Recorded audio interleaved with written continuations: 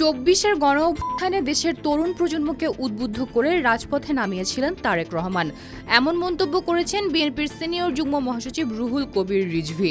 তিনি বলেন, জাতীয়তাবাদী পতাকা নিয়ে এই পিপাসু শেখ হাসিনাকে পরাজিত করতে তারেক রহমান যে পটভূমি রচনা করেছেন এবং তরুণদের উদ্বুদ্ধ করে রাজপথে নামিয়েছেন তা ইতিহাসের পাতায় উজ্জ্বল হয়ে থাকবে। ২৪ সেপ্টেম্বর শহীদ রাষ্ট্রপতি জিয়াউর রহমানের কবরে শ্রদ্ধা নিবেদন শেষে তিনি এসব কথা বলেন। রিজভী বলেন, খালেদা জিয়াকে কারাগারে নেওয়ার পর তারেক রহমান জাতীয়তাবাদী পতাকা হাতে নেতৃত্ব দিয়েছেন। তিনি শুধু দেশীয় রাজনীতি নয়, প্রবাসী থেকেও সংগঠনকে সুসংগঠিত করেছেন এবং তরুণ প্রজন্মকে গণতন্ত্রের সংগ্রামে সম্পৃক্ত করেছেন।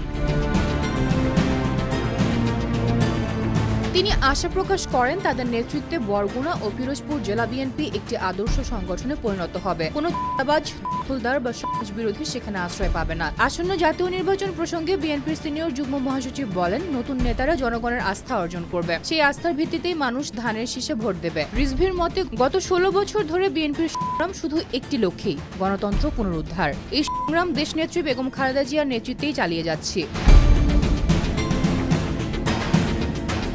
এ সময় আওয়ামী লীগের শীর্ষ পর্যায়ের নেতাদের বিদেশে বিপুল সম্পদের কথাও তুলে ধরেন তিনি। রিজভীর অভিযোগ, সাবেক প্রধানমন্ত্রীর আত্মীয় স্বজন পর্যন্ত New York, London, Dubai, Canada, Ottawa ও সিডনিতে সম্পদের সাম্রাজ্য গড়ে তুলেছেন। এমনকি ৬০২টি সম্পদ বা প্লটও ভাগে পেয়েছেন।